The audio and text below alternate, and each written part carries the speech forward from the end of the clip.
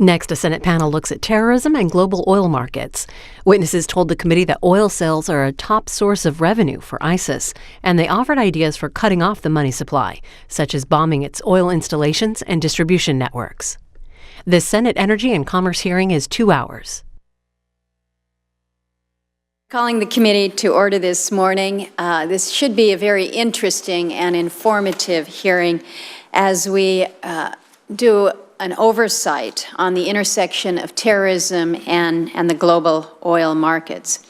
Before we begin, I'd like to take a moment and introduce a former colleague here in the Senate and a former chairman of the Energy Committee and a longtime friend of mine. That would be my father, Frank Murkowski, who has placed a keen interest in trying to understand the role between oil and terrorism and the connect there. So it just happens that he's in town today, so we didn't do this hearing because of him, but the timing worked out. So it's nice to have him before the committee.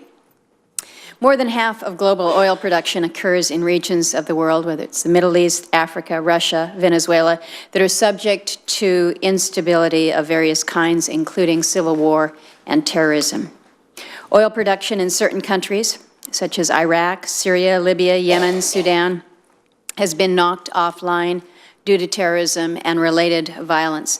The indisputable fact that we're dealing with is that North American barrels have largely replaced this disrupted production so far.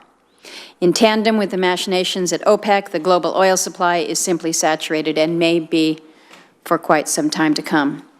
We also know that Iran, one of the original and most deadly state sponsors of terrorism, will soon be rejoining the global oil market if President Obama gets his way, even as he continues to fight efforts by many of us to repeal the outdated oil export ban that would allow us here in this country to send oil to our allies.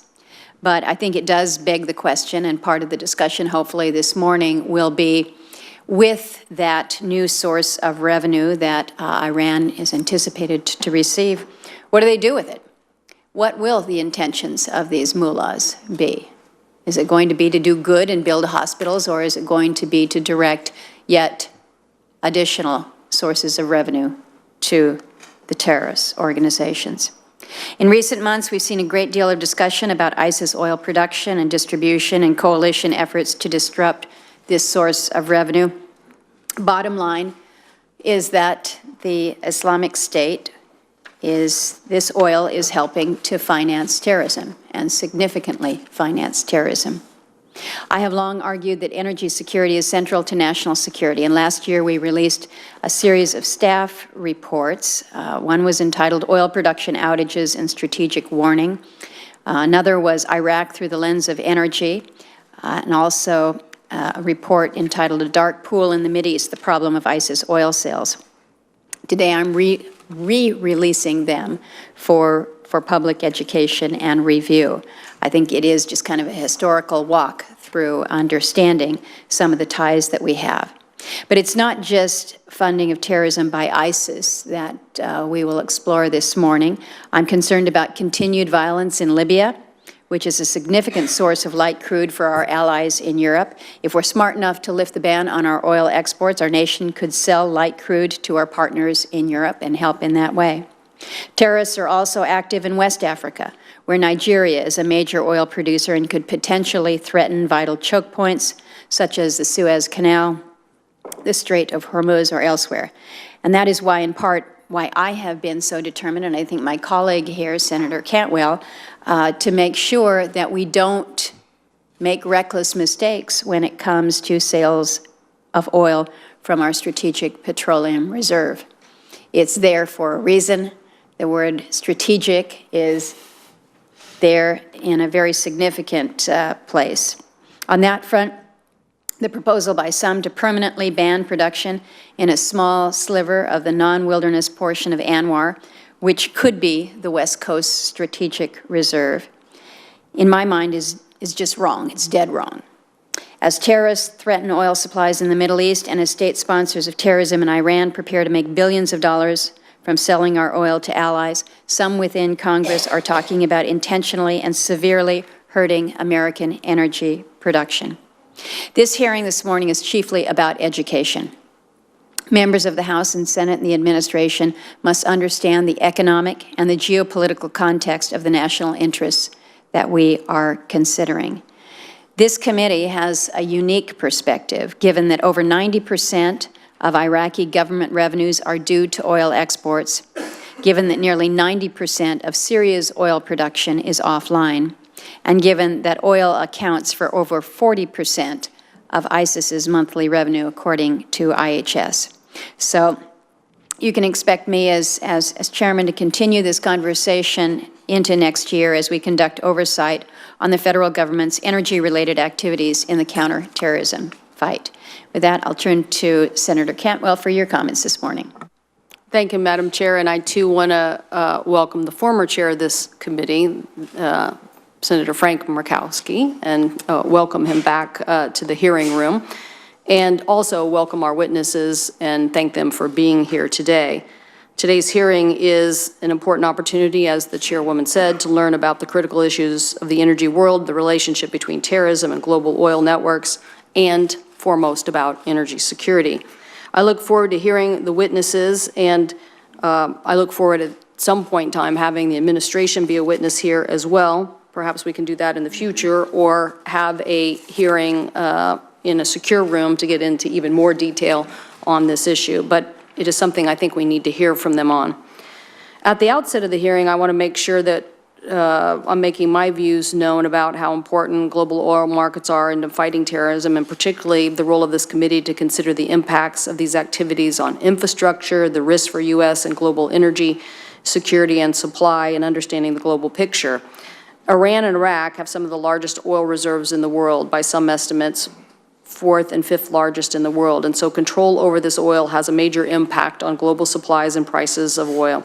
Overall, the movement of oil from the Middle East to world markets is also key to the stability of global supplies. Global energy security depends on diversity of supplies in different countries, but what happens to that oil from the largest reserve still matters, because in addition to the United States, growing countries like China have an enormous energy need, and they will continue to look for resources for those energy needs to be met. In today's market, where there is robust supply, it would take a significant disruption, maybe somewhere on the magnitude of 5 to 10%, to really disrupt the market. To give that a sense of perspective, today's global production is approximately 94 million barrels per day, and the ISIS oil production is about 35,000. So that's somewhere between less than 1/10 of 1%. So it is clear, though, that this is a constantly shifting dynamic, and in a tight market, a very, very small amount of disruption can have a very, very significant impact. So I think today's discussion are about where and when we might anticipate disruptions and what to do about them. And as I predict, we'll probably talk a lot today about actually following the money of where the oil revenue is going as a way to fight ISIS. In yesterday's Armed Services Committee hearing, Defense Secretary Ash Carter laid out the administration's strategy in degrading ISIS's oil infrastructure. He said, quote, "Because of improved intelligence and understanding of ISIL's operations, we've intensified the air campaign against ISIL's war-sustaining oil enterprise, a critical pillar of ISIL's financial infrastructure. In addition to destroying fixed facilities like well and processing facilities, we've destroyed nearly 400 of ISIL's oil tankers, reduced the major source of its daily revenues, and there's more to come," end quote. Well, we'll certainly look forward to hearing more about what is to come, and I will be first to say we do need to do more. According to Secretary Carter, what made the recent strategy possible was new intelligence that had previously not been available. He said, quote, "It allowed us to identify those parts of the oil infrastructure that are being used to actually fund ISIL." I recently was briefed by a State Department Special Envoy for Energy, and I was pleased to hear that over the past year, we've eliminated almost all of ISIS refining capacity. I was also pleased to hear that the raid on the home of former ISIS oil emir Abu Sayyaf in May produced actionable intelligence about that following the money, and more effective targeting of that.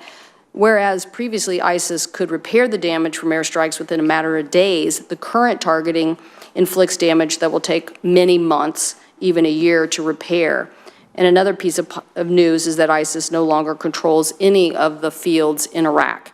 So, while progress has been made, it is very important to understand how adaptable ISIS is, and that's why it is important for us to adapt too. It is clear that ISIS adapts their strategies, and they have continued to look at this as a main resource, so we need to act swiftly and decisively as well. ISIS is supported by fuel purchases by the Assad regime. To me, that needs to end. One of the most troubling realities of the situation is that the ISIS oil is being purchased by their enemy, the Assad regime, either paying cash or other means. In fact, the U.S. Treasury recently sanctioned a Syrian individual for facilitating oil purchase from ISIS. So instead of focusing on alleged oil smuggling in Turkey, Russia needs to use its influence to stop Assad regime from buying oil and gas from ISIS. So I know Secretary Kerry is traveling there today. Maybe that's a conversation that he can have. But back to our larger issue here. The large and troubling issue is that for years, terrorist organizations have been funded through oil sales. The chairwoman just mentioned a few of those incidents in her statement. In Nigeria, for example, the oil has fueled conflicts since 2005, and Boko Haram, the group that bombed the United Nations building in Nigeria, capital, and kidnapped 270 schoolgirls and killed over 10,000 people, is likely funded through the crude oil theft and sales. Nearly 40% of the U.S. oil demand is met by oil, and 93% of transportation is fueled by oil. So I also think it's important, given these fact that these terrorists target these organizations, we need to continue to diversify our economy in the interest of national security. In the past, roughly 6% of our nation's GDP goes to purchasing petroleum. 40 years ago, we created the Strategic Petroleum Reserve to prevent the economic security impacts of crude oil disruptions. And the chairwoman and I remain committed to making sure the Strategic Oil Reserve is a strong asset for our nation. We recently worked to make sure that the Quadrennial Review's identification of infrastructure investment needed for the Strategic Petroleum Reserve, given the shift change that we've seen in the United States over our resources and where they are, that those investments need to be made. In the 2005 budget agreement and the transportation bill, sales of the SPRO were authorized, and the SPRO needs to be protected from further shredding. It's very important that we have this as a resource for us to protect against instability in oil markets. So while I'm sure we're going to hear a lot of discussion today from our panelists about the larger implications of national security and our dependence on oil, we need to continue to make sure that we are doing everything here at home to make sure that we are secure and that we are isolated to the greatest degree possible from these impacts on our economy. And I thank you, Madam Chair, and again, I look forward to hearing the witnesses. Thank you, Senator Cantwell, for a very strong statement. Appreciate it. And welcome to each of the panelists that have joined us here today. We appreciate you giving us this time and the attention on the subject of the day, terrorism and global oil markets. The panel will be led off by Dr. Keith Crane, who is the Senior Economist for RAND Corporation. Welcome to the committee. He will be followed by Mr. Peter Harrell, who is the Adjunct Senior Fellow for a Center for New American Security. Welcome. Dr. Sarah Vakshuri is the Non-Resident Senior Fellow for the Atlantic Council. Thank you for joining us. And we will wrap up the panel with Mr. Jamie Webster, who is the Senior Director for IHS. We appreciate you being here this morning, and not only your contribution, but IHS has been a great source of information for the committee, so we appreciate that as well. Would ask that you try to confine your remarks to about 5 minutes. Your full statements will be included as part of the record, and once you have concluded your testimony, we'll have an opportunity to ask questions from the members here. With that, Dr. Crane, if you'd like to begin, please. Thank you. Thank you, Chairman Murkowski and Ranking Member Cantwell, for the opportunity to testify today. I'm going to talk about ISIL, the insurgency. ISIL has a large number of affiliates. We know, unfortunately, many people swear allegiance to it. It's been used for branding in Afghanistan and elsewhere. Terrorist operations tend to cost relatively little, so I'm going to focus on the big money, which really is the insurgency. I'm going to talk about what it cost ISIL to run its operations in those areas of Iraq and Syria that it controls. How does ISIL cover those costs?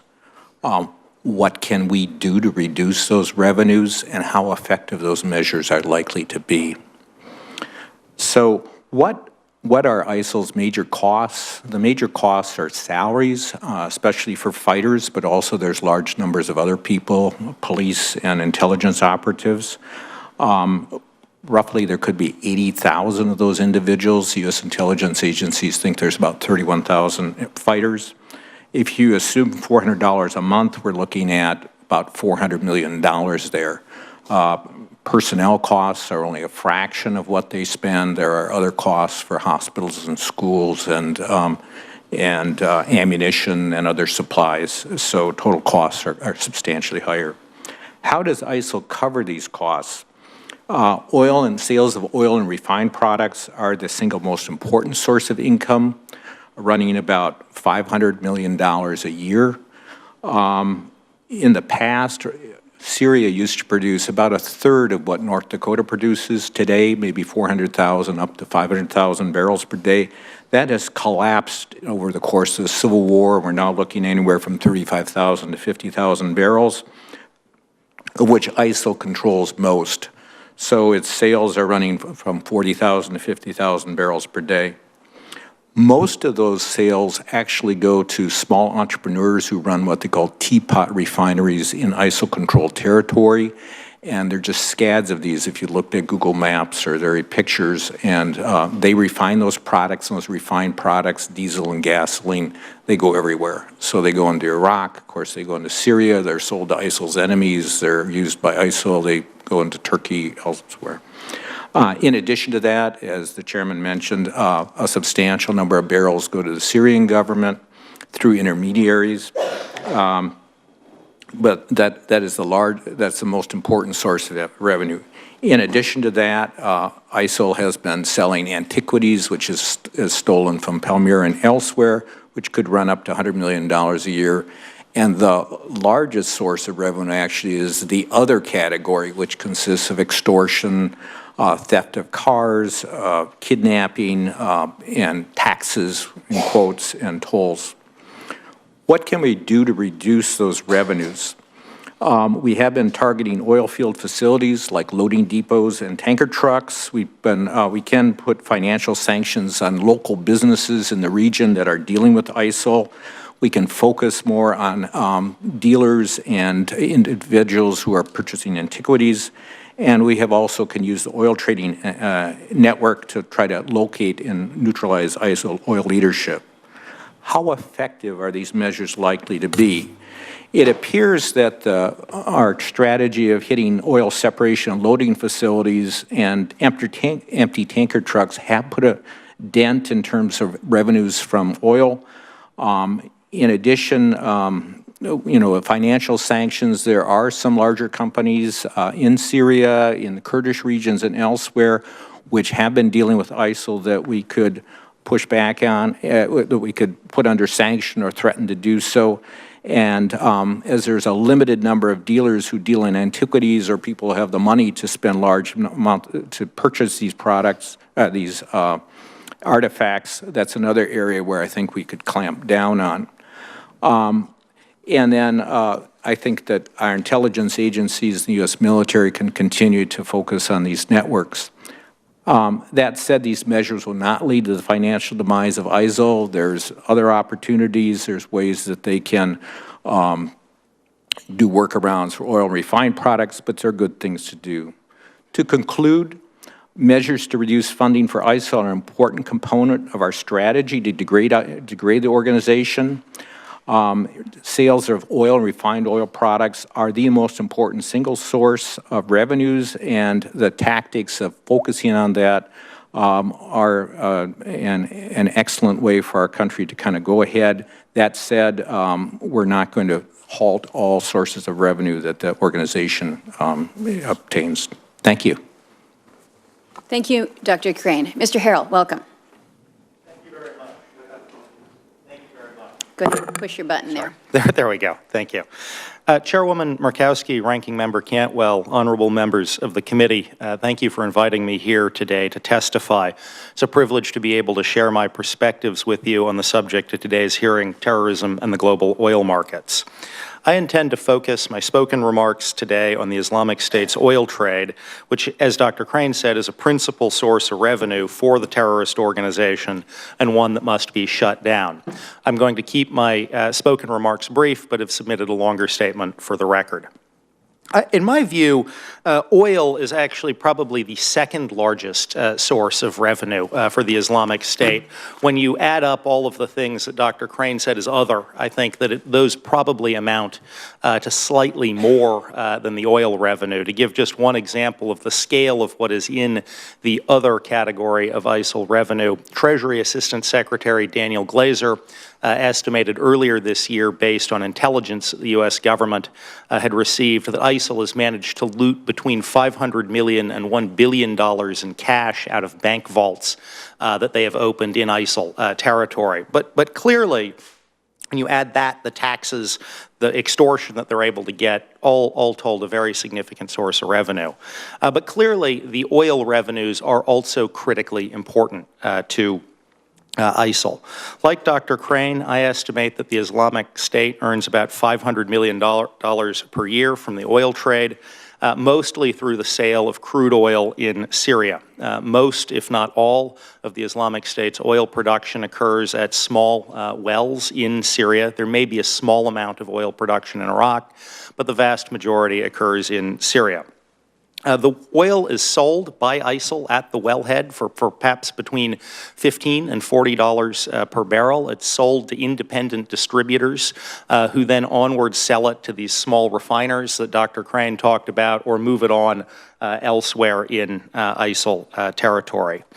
According to most estimates, ISIL is earning between $1 and $1.5 million per day in oil revenue. I should say those estimates are up to about 3-4 weeks ago, when the U.S. military began its escalated campaign against oil targets. And until about 3 or 4 weeks ago, those estimates had been remarkably stable for about a year. If you look back a year ago, the estimates were 1 million or slightly more per day. And if you look 3 or 4 weeks ago, you were looking at broadly stable oil revenues in ISIL territory.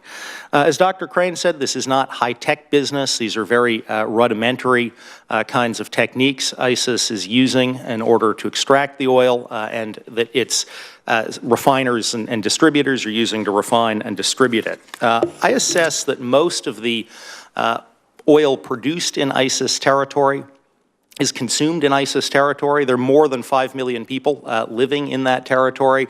There is certainly ample local demand to consume virtually all of that production. That said, there is clearly some smuggling that is occurring, sales to the Assad regime. The sales to the Assad regime are actually probably more natural gas than crude oil. And there's also ample evidence of smuggling into Turkey, into the Kurdish autonomous regions of Iraq, and potentially into Jordan as well. I assess that most of that oil that's smuggled out is also consumed locally in those countries and is not entering in any meaningful way global oil markets. So what can the U.S. government and our coalition partners do to further attack this oil revenue? I think that the single most important step that the U.S. government can take is to continue to escalate the military targeting of ISIL oil installations and the distribution network. The fact is, the oil is being sold in ISIS's territory. It's being sold for cash. There's not a lot of leverage that international sanctions can have on those operations that take place within their own territory, and taking out the infrastructure is probably the most important step we can take.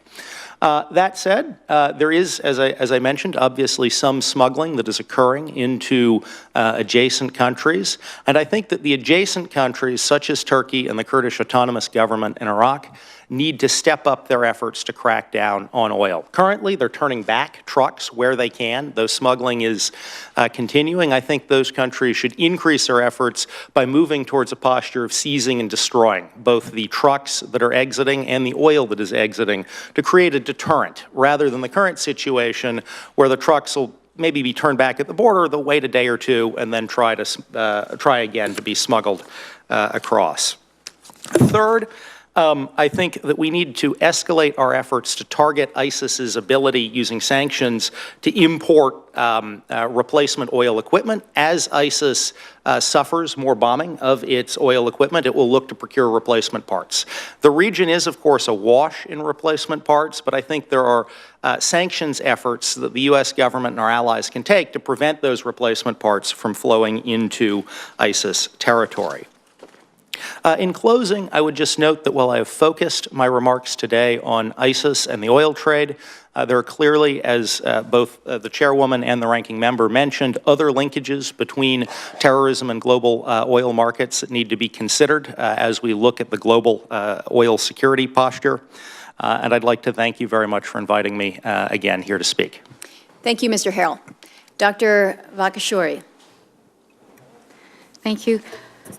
Chair Murkowski, Ranking Member Cantwell, and members of the committee. I would like to thank you for the opportunity you give me to be here before your committee and discuss the important issue you posed. I'm looking forward to discuss this issue. I'm going to focus in my remarks today on Iran's oil policy and return to the global oil market. I also should mention that this testimony and my remarks are only my own views and not the Atlantic Council's. Iran and Western powers, after a decade of dispute over Tehran's nuclear program, reached a final agreement in July 14, 2015. And Iran, being under different sanctions, economic and energy sanctions, is now getting ready to reintegrate into the energy market. In 2012, the EU put a ban on import of Iranian crude oil. Also, some complementary sanctions on ensuring the tankers that were carrying Iranian crude oil. These sanctions were coupled with U.S. sanctions on Iran's oil revenue and export, and all of these caused Iran's oil export to cut by half. Iran's oil export in 2011 was about 2.5 million per barrel, and it dropped to 1.5 million barrels per day in 2012. Also, their production cut by 17% in compared to prior 2011. The overall sanctions, nuclear-related sanctions that were posed on Iran since 2012, the investment of upstream, both oil and gas in Iran were hurt. However, still Iran, despite of all these sanctions, was successful to increase its natural gas production, and in 2014, for the first time, the balance of its natural gas trade was positive. After the nuclear deal, Iran is going to come back to the market with totally different approach. Iran have witnessed despite all of its oil and gas resources, they witnessed many ups and downs with its relation to international oil companies and countries. So every time, in response to the challenges it was facing, it came out with a policy and approach of being more resilient. And this is going to be the case this time too. Iran's supreme leader in 2014 announced the idea of economy of resistance. Economy of resistance was in the response to 2012 sanctions that reduced Iran's oil export and oil revenue. The most goal and aim of the economy of resistance would be to create more value added domestically by processing crude oil and natural gas domestically and export the product instead of the raw material. Therefore, we are not going to see a huge amount of export from Iranian, both on the gas and oil side, coming to the market after the nuclear deal, also in the long term, in the next decade. Iran's most focus would be on refinery capacity, downstream, and also on petrochemical side. So these are the important measures that Iran is going to take in order to reduce its dependency on its crude oil revenue. The current status of Iran's oil and gas fields indicate that Iran is producing 2.9 million barrels per day of crude oil today, and its NGL, natural gas liquid, and condensate production is about 692 to 700, about 700,000 barrels per day. Iran's plan is to, by the plans after the deal, its production is going to gradually rebound. We are expecting by mid next year, in 2016, Iran's crude oil production to reach about 400 to 500 more than what is today, and they're going to have additional 200,000 barrels of crude oil, condensate.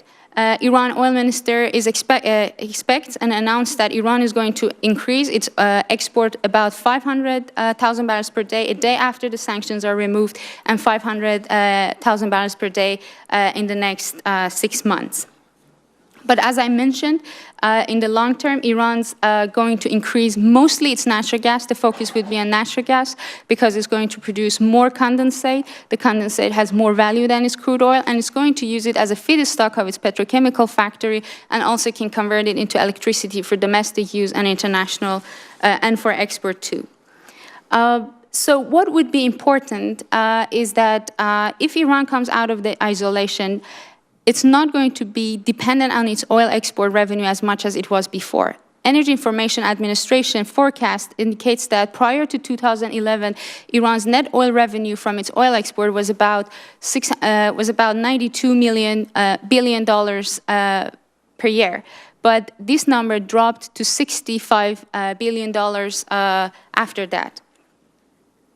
And also, one thing that is important is the very low cost of production in Iran and their reform of their upstream investment regulation that could create incentives and opportunities for investors to invest in Iran, considering a very low oil prices. Also, Iran have access by land to neighboring countries and could be potentially a transit point for the energy production, and especially the oil and gas production in the north of Caspian for countries like Azerbaijan or Kazakhstan. My other fellow panelists already mentioned in detail about the Middle East oil being threatened by ISIS and terrorist groups.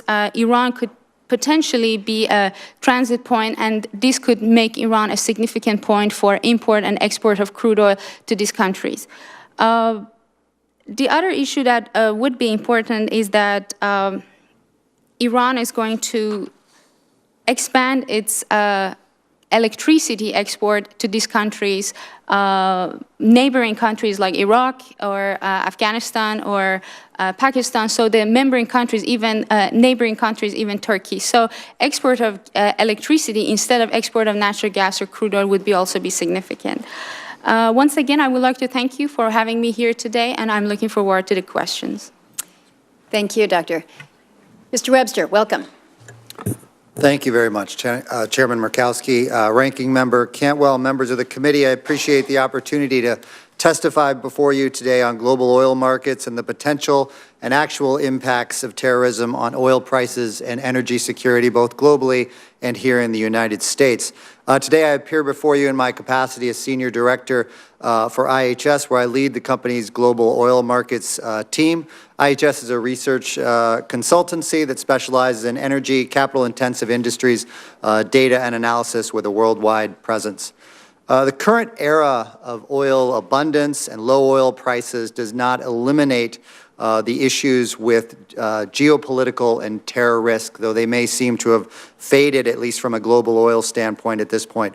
With the rise of ISIS via the gaining of significant Syrian and Iraqi territory in 2014, and an increase in terrorism globally, this risk is going to be growing over the next several years, and the likelihood of the what is called the risk premium or the fear premium in oil prices is likely to return.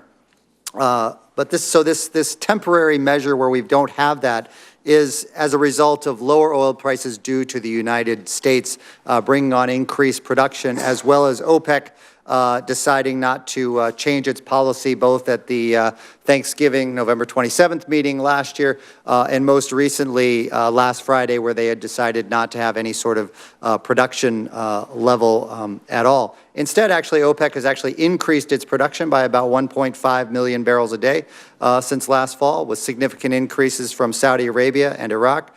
These have helped to push down prices even further.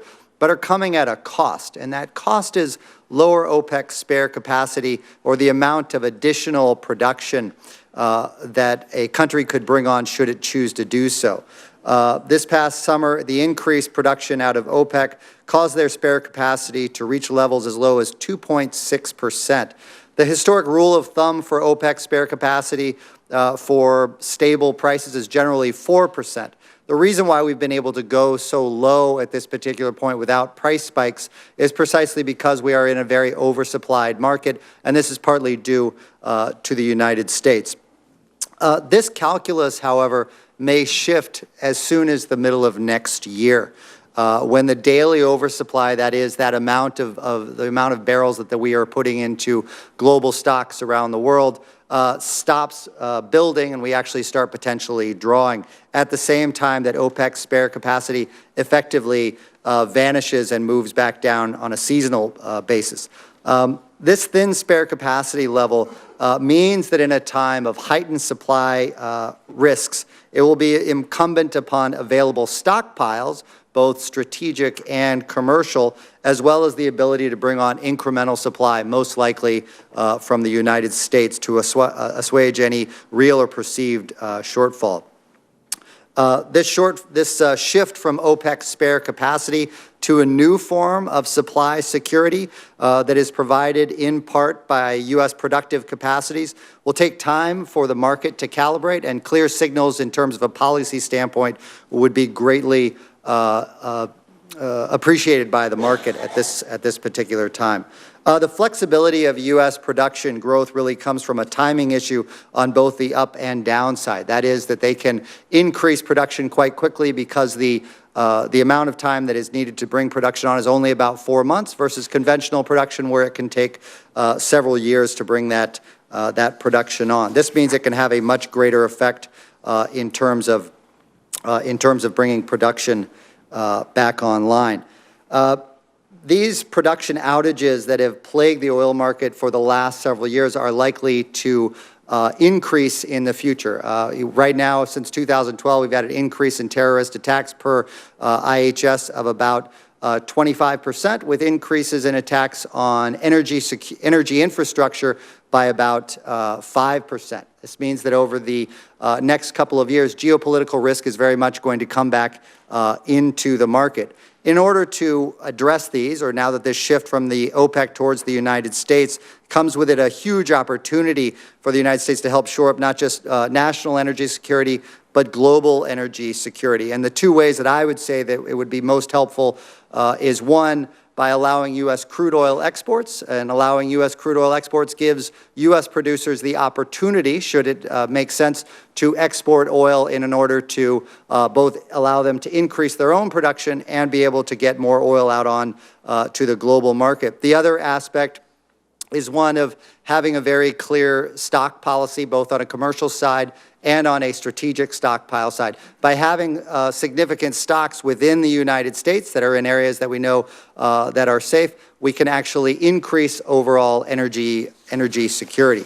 With that, I appreciate Chairman Murkowski, your leadership, and Ranking Member Cantwell, your leadership as well in this, and would appreciate and happy to take any questions. Thank you, Mr. Webster. A lot of issues raised here this morning. It seems to me that we could have two separate hearings. The points that you have hit on in your testimony, Mr. Webster, talking about the energy security, national security implications of all that is happening within these oil markets is certainly one aspect of it. But then kind of following off Senator Cantwell's words of following the money in terms of what is funding terrorist activities is certainly something that, again, we could spend all day trying to understand how and where we can make a difference.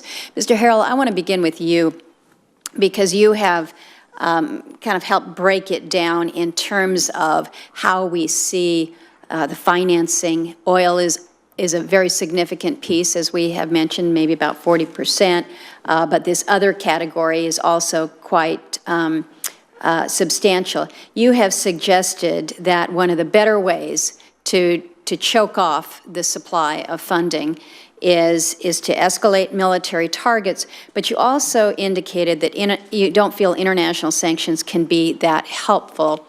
You did indicate, though, that sanctions on import of oil production equipment is one area where we can specifically target it. We try to figure out here what sanctions may or may not be effective. Can you go a little bit more into detail in terms of other areas where you think that sanctions are helpful or they're really not helping, given this situation on the ground in this Islamic State? Thank you very much, Senator Murkowski, for that question, giving me the chance to elaborate. I certainly did not mean to imply that sanctions are not useful. I think sanctions are absolutely useful in this context.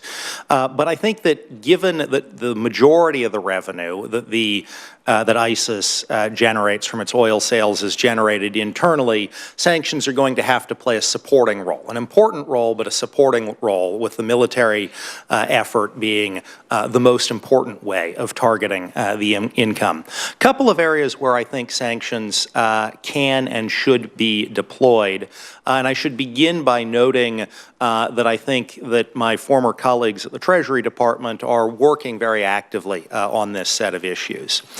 First, as I discussed, there is some oil seeping out from ISIS-controlled territory into adjacent countries. And clearly, both the U.S. government and our partners should be taking every step they can, both to seal the borders and to destroy the oil coming out, and should also be working to impose financial sanctions on the buyers of that oil, whether in the Kurdish autonomous part of Iraq, in Turkey, in Jordan, or elsewhere.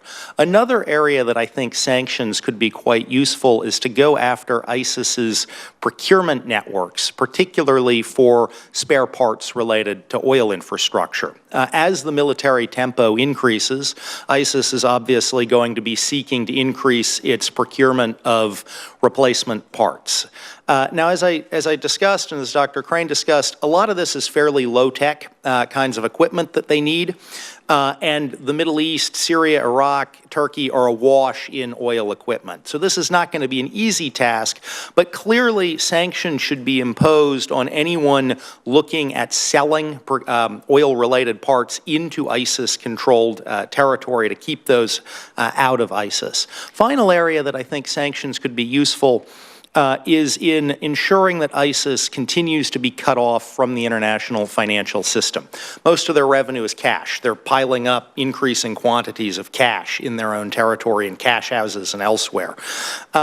It is a cash-based economy there. They probably want to keep most of their revenue in cash, but as the cash piles up and as they try to support affiliates and allies outside of their core territory, they're clearly going to be looking for ways to move that money, some portion of that money, out of their territory into the international financial system. Mr. Harrell, I'm going to interrupt and ask, with the remaining seconds of my time, a question about Libya, because we talk a lot about what's going on in Syria, Iraq, Iran, and Libya, as we all remember, was a very difficult place and is still a very difficult place with a level of violence and civil unrest.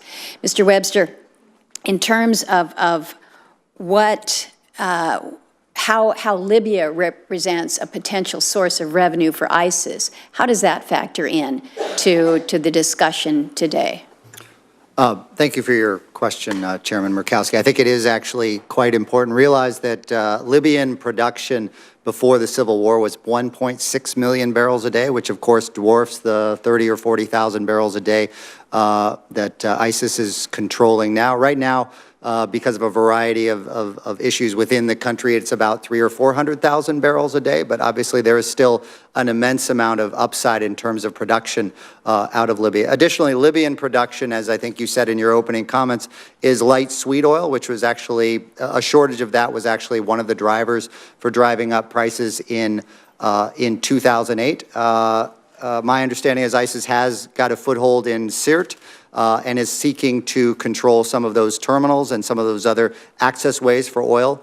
So it is a big concern in terms of both the amount of oil and then what ISIS could potentially do with that, particularly as that could then be pushed into and allow them to create additional energy attacks in Algeria, Egypt, and other places from within Libya. Thank you. Senator Cantwell. Thank you, Madam Chair. And I guess in continuing about vulnerabilities, well, actually I have kind of two questions. One to you, Mr. Webster, which is about the, just transportation infrastructure and SPRO that we need to worry about. That there are other things like the Strait of Hormuz, which is like 19% of all oil travels through there. So that I would assume would represent an opportunity for someone and a concern. How important is it when you look at the transportation infrastructure, overall vulnerabilities, targets that we need to harden, that we keep the Strategic Petroleum Reserve modernized? And Mr. Harrell, back to a more very specific regional question. I think mentioning that the refining capacity in the ISIS region had been taken out, and yet, which is the refining capacity is the hardest to rebuild, but that the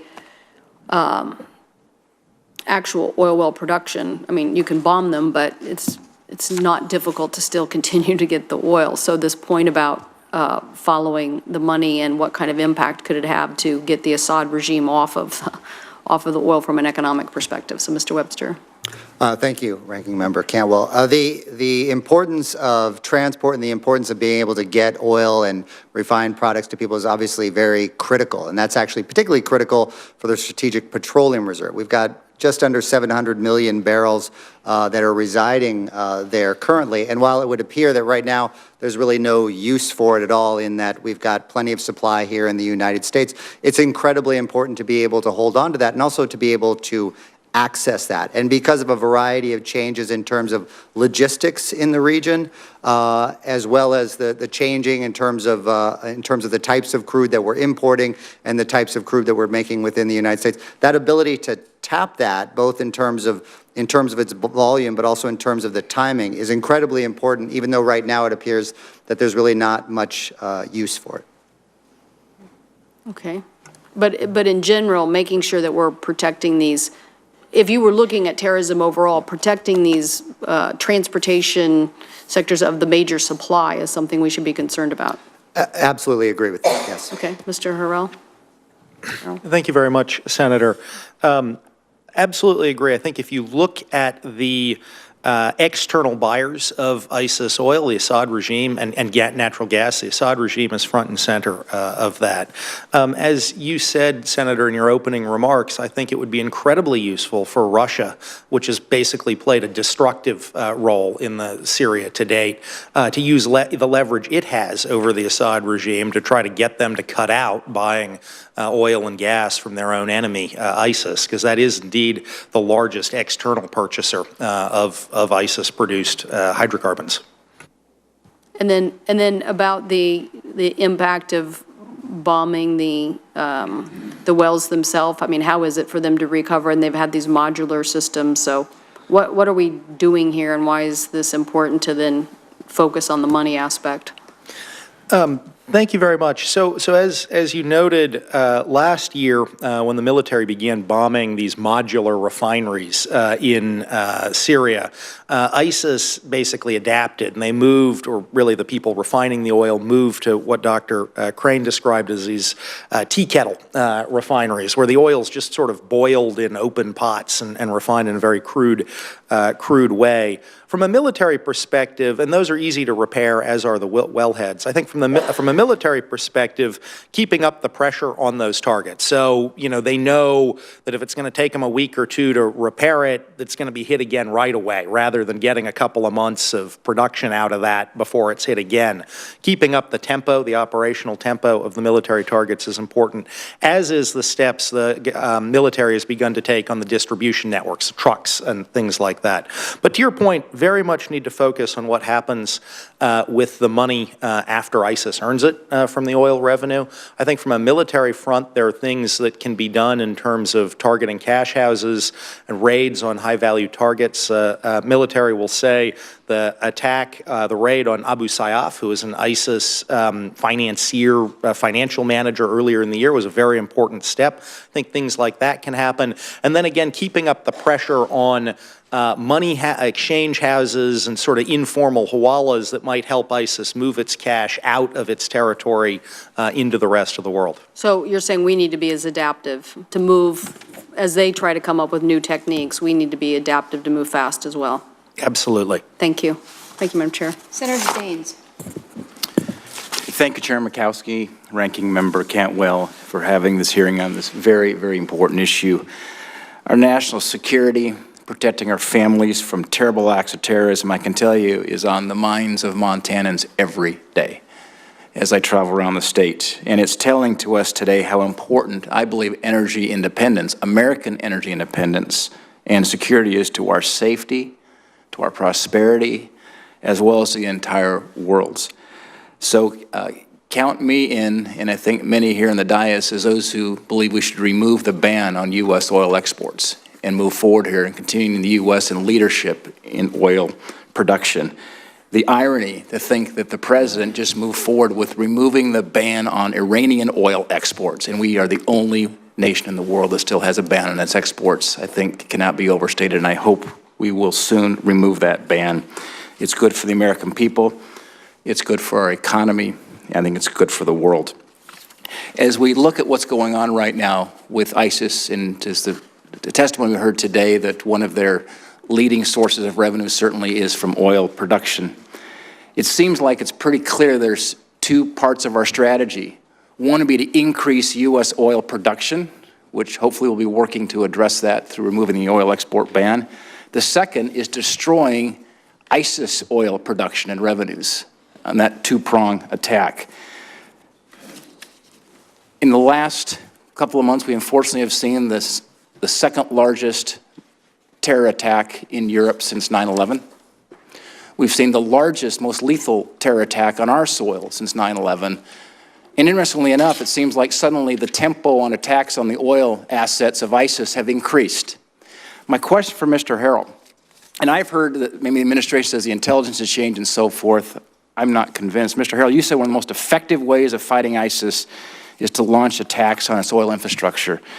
However, CIA Director Morrell said on Charlie Rose here a couple of weeks ago that one of the reasons the U.S. was not doing this was because of environmental concerns coming from the administration. Do you think that made sense? Thank you, Senator, for the question. Clearly, the administration has had a number of concerns over the last year as it has thought about the operational tempo of attacks, including the need to gather intelligence and the need to gather knowledge about what collateral costs might be, whether to civilians or future Syrian production. Certainly, in my view, right now, given the threat we are facing from ISIS, the attacks we and our allies have faced over the last month, while it is important to consider collateral costs, the near-term benefit of taking out revenues needs to weigh very heavily on that scale. And so I do think it's important that we assess and maintain, well, although assessing the cost, we maintain a very robust operational tempo and focus on taking out the oil infrastructure, obviously while minimizing, to the extent we can, those kinds of collateral costs. And I mean, wouldn't it make sense? I mean, there's been the words used by the administration is trying to contain ISIS.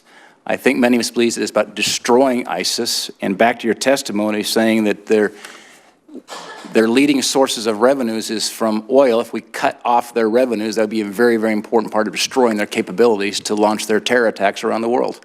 I very much agree with that. I think it is clear that ISIS is not a threat we should contain. ISIS is a threat we need to destroy. Very much agree with you, Senator. Thank you. Mr. Webster, do you have any thoughts on that as well? We've heard these comments that perhaps the limited attacks in Iraq and Syria have been related to environmental concerns of the administration. Now suddenly with these two large attacks, one in Paris, one in San Bernardino, suddenly the strategy changed.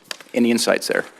Senator, it's a little outside of my expertise in that I'm just a global oil markets guy, but I would agree with Peter that it does seem when you were looking at this in terms of, you know, the cost, as it were, in terms of collateral damage against what ISIS brings, particularly as I am looking at around the world and looking at increased risks to the global supply system over the next several years. And so anything that can be done that can actually roll that back and put that into a better posture, I think would be a positive thing for the oil market. Yeah, this gets back to, we don't want politicians running this war. We want the U.S. military. If the objective is to destroy ISIS, let's destroy ISIS.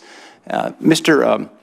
Webster, a question for you is, how do you think removing the ban on crude oil exports will help reduce the world's risk to terrorism? So by removing the export ban on the U.S., what it does is it allows the U.S. Producers to ensure that they don't get such a big discount compared to global prices. So that maximizes their price, or as I would call it, essentially removes what has in the past been what I had termed a policy discount.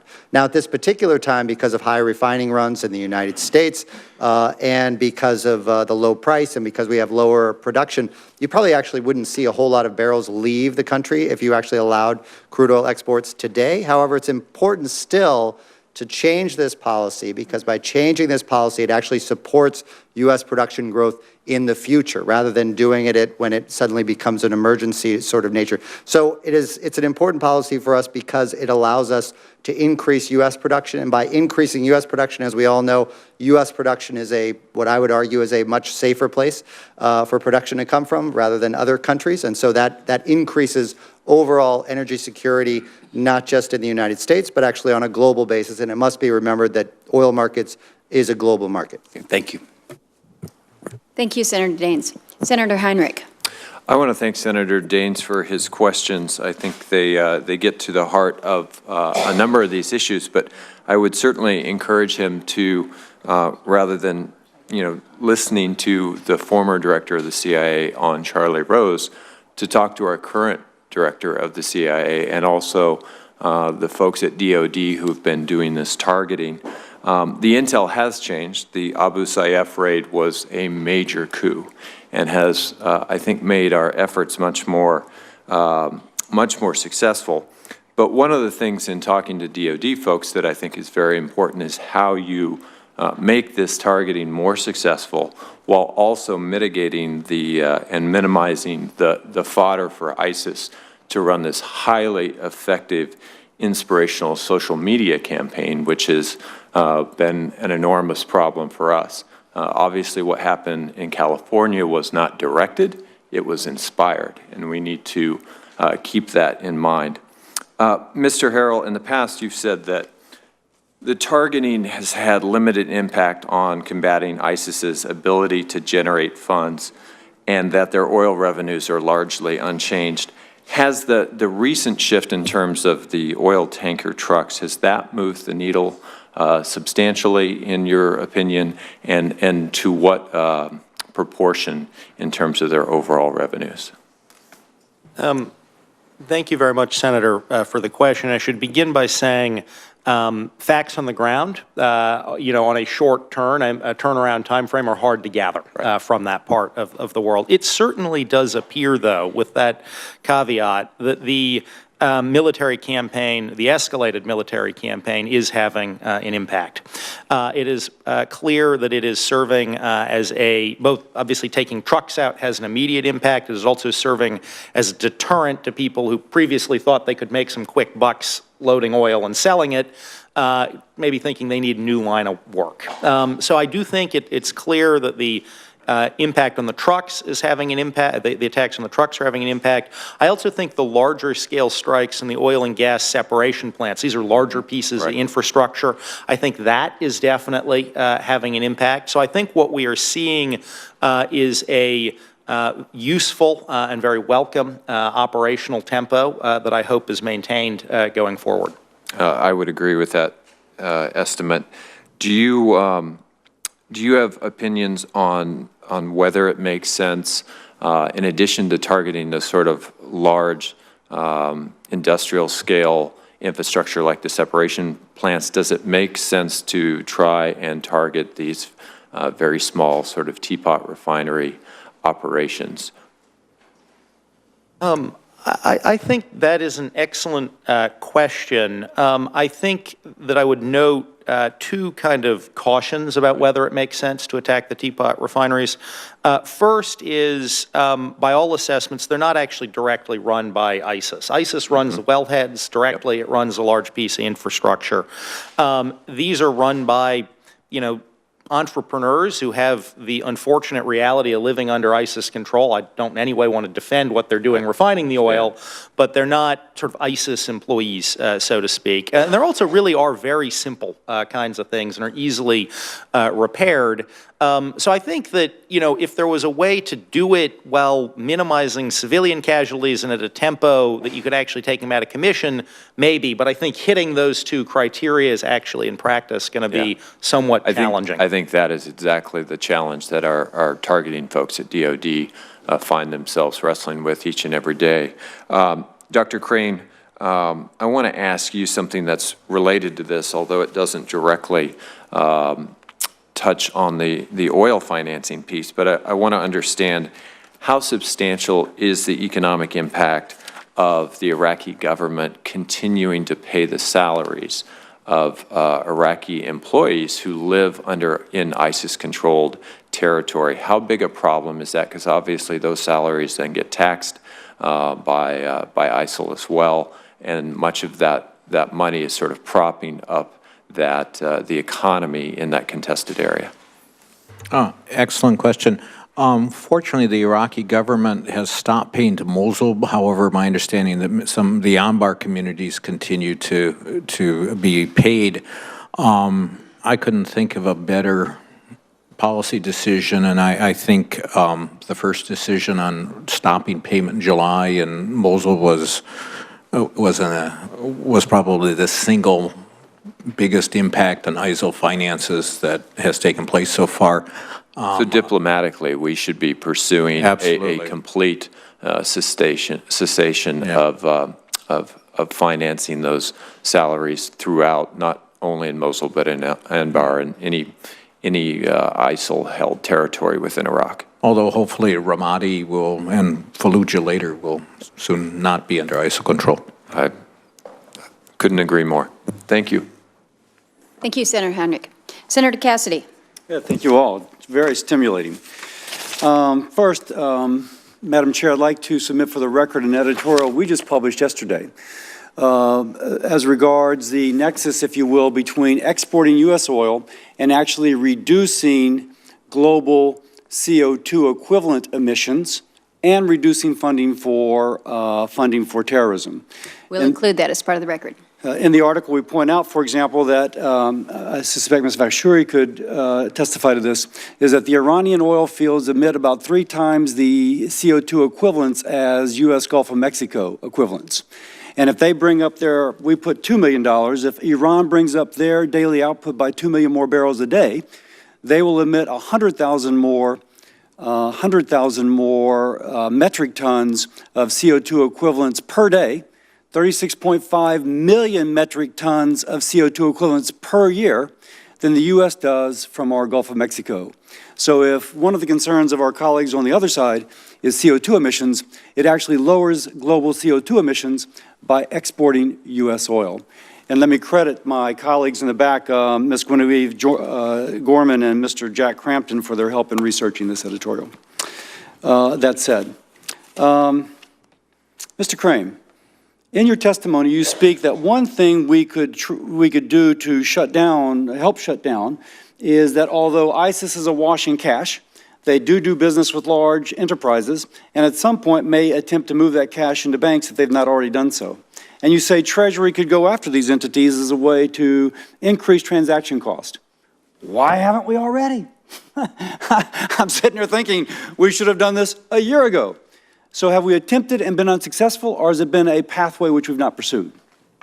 My understanding is that they don't use banks much. The question really is there's a number, as you know, heavy trucks, Class 8 vehicles are expensive, cost over $100,000 a year. Some of them are operated by fleet operators. What I think would be useful is make sure that we have intelligence about which companies, some of which are located in surrounding countries or in Syria, are operating those vehicles, and you can then go after those. A lot of the trucks are operated by owner-operators, you know, they are sanctioned. But you can't mentioned touch them. specifically some large companies that they must deal with. I'm sensing that you have a sense of which large companies those are. Have we gone after those large companies? There are some in the KRI and Kurdish regional government area that have been accused of doing this. I do not know if we have actionable intelligence. Gotcha. Mr. Webster, you emphasize that the U.S. shale production has contributed not only to U.S. but also global national security. It would do more so if we allowed oil exports. But I'm struck that we just assume that that fracking industry can rise and fall effortlessly. But from the field, I'm hearing that because prices have remained low so long, that now that production capacity is not only being idled, but the workers dispersed. That we cannot necessarily ramp up within a week this fracking capacity, but rather be reassembled over a period of time, and the longer we go with it being disassembled and dispersed, the longer it would take to do so. Is that a correct assessment? Thank you, Senator, for that question. Actually, that is correct. The longer that the fields that you kind of move out and lay off the crews, of course, the longer it takes to reassemble them, both in terms of the kit that is required, but also in terms of the personnel. So while you can bring production back up when there are market signals, the longer that they are not, you know, kind of at the high level of investment, the longer it does take. So the more we dilly-dally, the more we run a risk of not being able to reassemble quickly, thereby hurting both national and global security. The longer that the price is low and that you're not moving, absolutely. Yeah, gotcha. Ms. Fakshuri, I apologize if I'm not getting your name correctly, but the Carnegie Institute for International Peace does point out that Iranian oil production emits 3 times the CO2 equivalents as U.S. oil production. But you mentioned that they would like to move to refinery capacity. Have the Iranians ever shown in their refinery business any particular concern for CO2 emissions? Well, of course, I mean, I think, Senator, first, thanks for your question. I can't compare the efficiency and the emissions and the facilities in Iran and the United States, but yes, they are going to be of course, more emission, producing more emission than those in the United States. But I would like to mention something, and that's about Iran's export or Iran's crude oil, and that's the different type of crude oil in Iran and just the different markets and different types of refineries that are refining Iran. Ms. Bakshuri, I'm sorry, I'm out of time, and I have one more statement to make. So can I ask you to hold that and submit that answer for the record? I apologize. Sure. Just one more point. The additional refinery capacity would be for Iran's condensate, and condensate refinery would not be as emissive. Yes. Let me just finish by saying this, Madam Chair. We heard from Ms. Yellen the other day that a decrease in U.S. oil production is now a drag on the economy. We hear from the Aspen Institute that if we allow export of oil, we would create 630,000 jobs per year and increase GDP by $141 billion. And we hear from Mr. Webster that by exporting oil, we will increase both national and global security, but if we don't tend to it, we will lose that opportunity. Both on an economic, a national security, and I might add, environmental basis, there's such a strong case for allowing U.S. export of oil. I cannot imagine why the administration does not. I yield back. Thank you. Well said, Senator Cassidy. Senator Hirano. Thank you. Thank you, Madam Chair.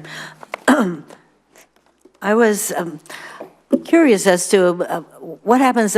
We understand that ISIL derives a lot of its revenues from taxation, and Dr. Crane, you mentioned that Iraq stopping its payments to persons who live in ISIL-controlled territory was a really good thing. But what happens to those people? What income do they rely upon to live their lives? Is there any concern that stopping these, what amounts to massive amounts of payments, what happens to these people and where they might turn? Very good question, and that is why the Iraqi government has been so hesitant to turn off those payments. What we're seeing, though, is that people leave ISIL-controlled territory. As you know, Turkmens, Yazidis, Iraqi Christians, Iraqi Sunnis have all been persecuted and attacked by ISIL. And so ISIL is trying to keep people there. But what is happening is we're seeing people leave once they, if you're an Iraqi teacher or civil servant or doctor and you leave Mosul and go to Baghdad or Kurdish regional government controlled territory, then your salary will be restored. It's not clear how much of their salaries they even got to keep. You know, ISIL is not a charitable institution. Yes, so it just leads to further instability in Syria and other areas. Mr. Harrell, excuse me. Right now, the position of the Undersecretary of Terrorism and Financial Crimes in the Treasury Department is vacant. And you talked about targeting cash houses, exchange houses, going after some of the financial institutions that support ISIL. And so this position is vacant, and this is the person who leads the effort of our country to counter terrorist financing. So how important is it for us to fill this position at this point? Thank you very much, Senator, for that question. I worked closely with the administration's nominee for that position, Adam Zubin, when I was working at the State Department. He is certainly an incredibly effective individual at combating the financing of terrorism, and I think it would be very valuable for the Treasury Department to have him confirmed. He is obviously working diligently every day, but as you know, Senator, there's a difference between working in an acting capacity over there and actually being confirmed and in full authority. And so I certainly think when you're looking at what Treasury can do to combat the financing of ISIL, having their entire team in place, including the Undersecretary, would be valuable. So does anyone on the panel disagree that we should go ahead with this confirmation at this point? Nobody disagrees. Thank you. Another question for you, Mr. Harrell. You noted in your testimony that there is a flow of oil-related equipment that supports ISIL's revenue stream from oil, and that we should target this flow of oil-related equipment. So do you have any thoughts on how the U.S. could best do that? Thank you. For example, do we know who's supplying all of these oil-related equipment and what we can do to stop them from continuing to sell this equipment to ISIL? Thank you, Senator. So I think the answer to the second question is the information is obviously imperfect, and gathering additional information so that the Treasury Department can sanction these supply networks is valuable.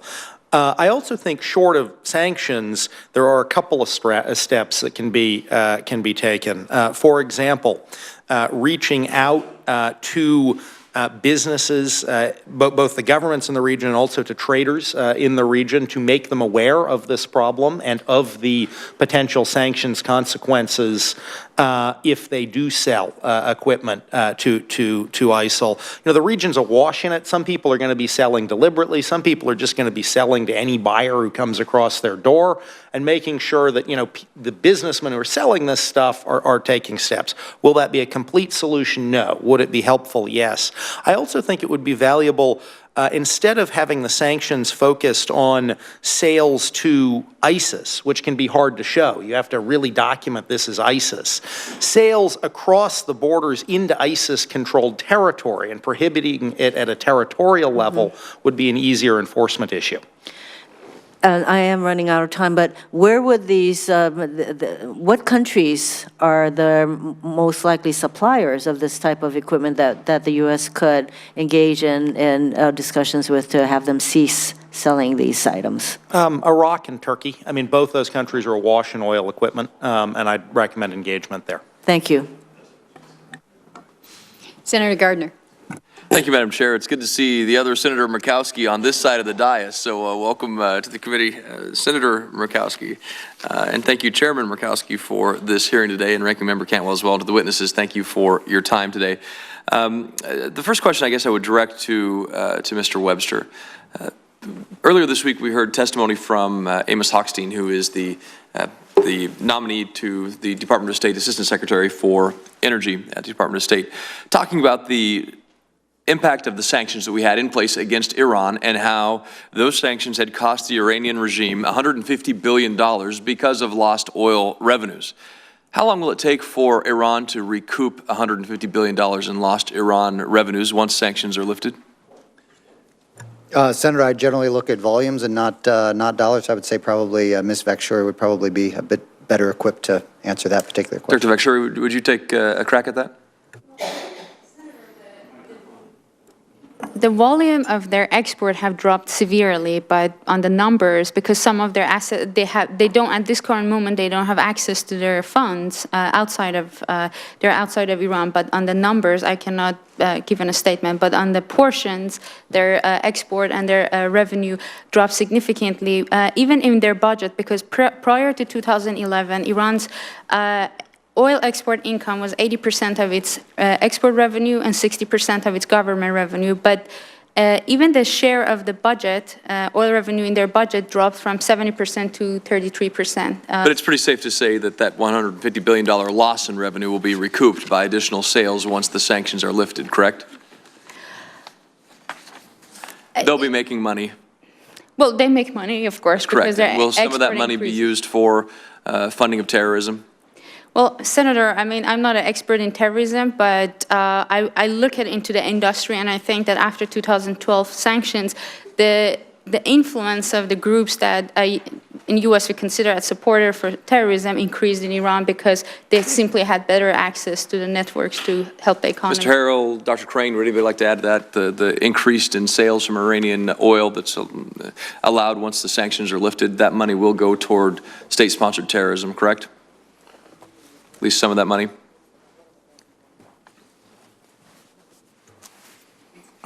Some of the money will go to the Syrian regime. Which is killing its own people.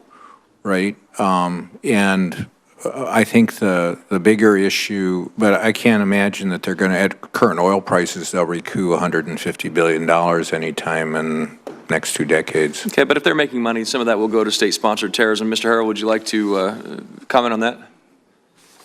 Thank you, Senator. I mean, I should begin by saying I know that low oil prices have been hard for some of the energy-producing parts of the country, but it's been very good for national security in the sense of depriving revenues to countries like Iran, like Russia, that depend on oil revenues for. And so let me just jump in right there. So, I mean, exporting, for the U.S. to change its export policy, that would actually improve U.S. national security. I'd have to defer to some of the other experts on the panel for the domestic ramifications of that. But I think you just said that depriving Iran the revenue has helped our national security, correct? Yes. So displacing their exports by U.S. exports would also help our national security, correct? Clearly, low oil prices help our national security. I think there are strong national security arguments for allowing U.S. exports as part of a balanced package that also addresses a variety of environmental issues. Again, I'm not the expert on the domestic side of this, so can't comment. Mr. Webster, let me jump to you. Does allowing export of oil from the United States improve our national security? Absolutely, Senator. Thank you. And I want to just talk about some of the visits that we've had over the past year with leaders of Japan, leaders in Korea, all talking about U.S. exports. However, they've also said in various countries, we've heard of teams that have been traveling to, from Japan, for instance, to Iran to talk about additional energy opportunities there. Do you anticipate some of our closest allies entering into export agreements with Iran? Right now, I thank you, Senator, for that question. I know that Iran right now is trying to get its terms together so that it can entice some of these companies to come back. I think it might take a bit of time to do that, but I do think Iran does represent a lot of opportunities for these companies and countries outside of the United States, and I have no question that there will be absolute interest by those. And thank you. And I want to ask one final question. Several of us have requested that the President increase the deployment and embedding of Joint Terminal Attack Controllers, JTACs, to help find and identify targets on the ground. And would that be useful in targeting oil production, oil development, oil transportation in Syria by ISIS? And I'd love to hear anybody's response who's willing to answer the question.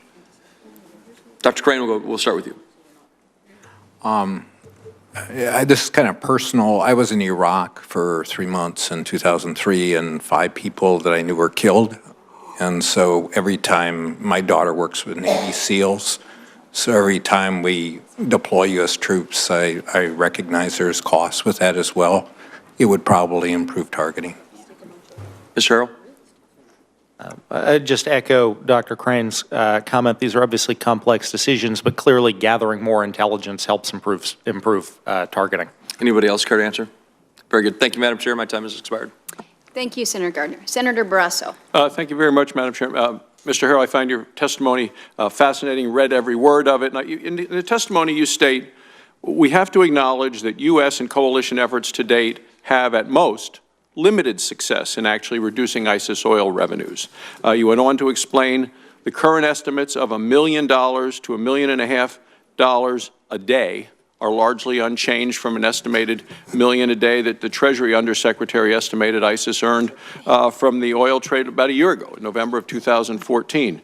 Finally, you say, one of the lessons of the last year is that limited strikes on ISIS oil infrastructure are not strategically effective. Well, you know, you served in the Obama administration between 2009 and 2014. You worked on President Obama's 2008 campaign. So can you give us any insight into why the president has decided not to change his strategy against ISIS in light of these and other failures? Thank you, Senator, for the question. And I should begin by saying I do actually think that the significantly increased operational tempo and range of targets that we've seen DOD begin striking over the last 3 or 4 weeks is a very important step. Appears to be having impact, although the results are early and it's hard to gather information from the ground. But I think that is a very important step, and I certainly hope that we see continued escalation of the targeting of this oil infrastructure. So for the first year or so, we don't have what we've now seen in the last 3 or 4 weeks. So you know, you actually commended the recent airstrikes in your testimony on the oil tanker trucks that distribute oil that's produced in the ISIS-controlled territory. You commend the military's recent decision to strike, as you said, larger pieces of ISIS oil infrastructure that are more difficult to repair or replace, because you went through a lot about how easy it was to repair a number of the things that we were shooting at before. You state more needs to be done. You explain that strikes on oil infrastructure need to be comprehensive, not limited. And you say that the U.S. military should target ISIS's oil infrastructure to the maximum extent possible. And there should be no part of ISIS oil enterprise where people feel safe to work. So, you know, as a former official in the Obama administration, do you believe the administration today is prepared to actually take those additional steps that you've outlined? I certainly think that what we have seen, all of us have seen over the last month, is a very welcome increase in operational tempo. I would say, obviously, it does take time to develop targeting packages. I do think that the raid on Abu Sayyaf, the ISIS oil minister, essentially, in May, provided a variety of important information that's been useful for targeting. It no doubt took time to decode, translate all that information and use it. And certainly where we are today is a welcome tempo, and I hope it continues. Because I did want to ask you, along those lines, you had mentioned that government officials have concerns about avoiding permanent damage, you said, to Syrian oil infrastructure, given that oil will be a key piece of rebuilding a post-conflict Syria. So I wonder to what extent officials within the Obama administration continue to have these concerns. Senator, thank you very much. I obviously can't speak to the current thinking of the Obama administration. I do think that while there are legitimate concerns, you always want to weigh collateral costs. Where we are today, in my view, the threat we're facing is such that the weight of destroying the infrastructure needs to weigh very heavily on the scales. So you'd agree that it's more important to first defeat ISIS and then worry about the details of rebuilding Syria? I think clearly ISIS is the most serious terrorist threat we face today, and we need to take all practical steps to defeat them. You also talk a bit about, beyond oil, the natural gas business in Syria, explaining that over the last year, ISIS captured important Syrian natural gas fields. You say multiple sources indicate that ISIS sells natural gas to the Assad regime, largely to fuel electricity production. And finally, you say that you have heard from U.S. government sources that the natural gas trade between ISIS and the Assad regime is at this point significantly larger than the oil trade between them. So do you know how much ISIS earns from producing and selling their natural gas? I unfortunately don't have a good estimate or breakdown for that specific number. The information I think I and probably other experts have gotten on that front has been anecdotal. I don't know if my colleague, Dr. Crane, would like to comment. Dr. Crane, would you like to weigh in? Yeah, it's a complicated question because what has happened is that they ship the natural gas to a generator and then ISIL is paid in the form of electricity. So the dollar amount is not very useful, but it does help ISIL to have access to electric power. I guess then my final question, Madam Chairman, is to Mr. Harrell as well as if Dr. Crane wants to jump in. Do you believe it's easier or more difficult to cut off this in terms of natural gas versus oil? Do you have any thoughts on, because obviously the revenue is different, but still there's a price being paid. On natural gas, as you well know, it would be the generating plant that it goes to. It would be difficult to target the pipeline per se because it's hard to hit.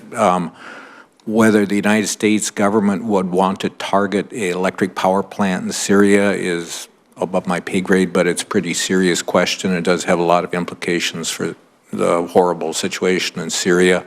And as we mentioned on the oil side, I think we will decrease revenues, but it's not going to go away. There is, you can haul it in pickup trucks, you'll fix terminals and things like that. It's helpful, but it doesn't make it disappear. Thank you. Thank you, Madam Chairman.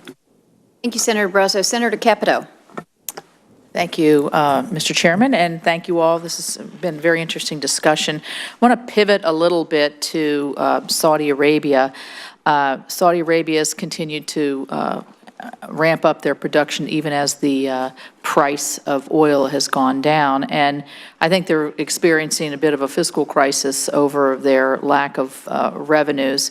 I have a report here. I think the data is from the IMF, says that in order for Saudi Arabia to balance their budget in 2015, the price of oil would have to be $106, and it's obviously much, much less than that. Of course, they have a lot of reserves.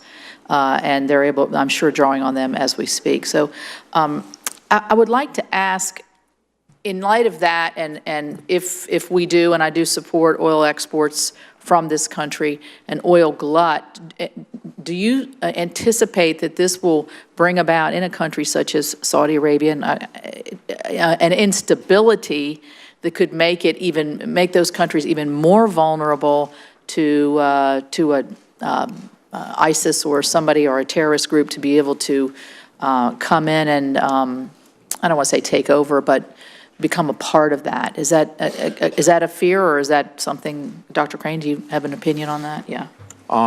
Saudi Arabia has very substantial reserves, as you know, and they can run a deficit for a very long period of time.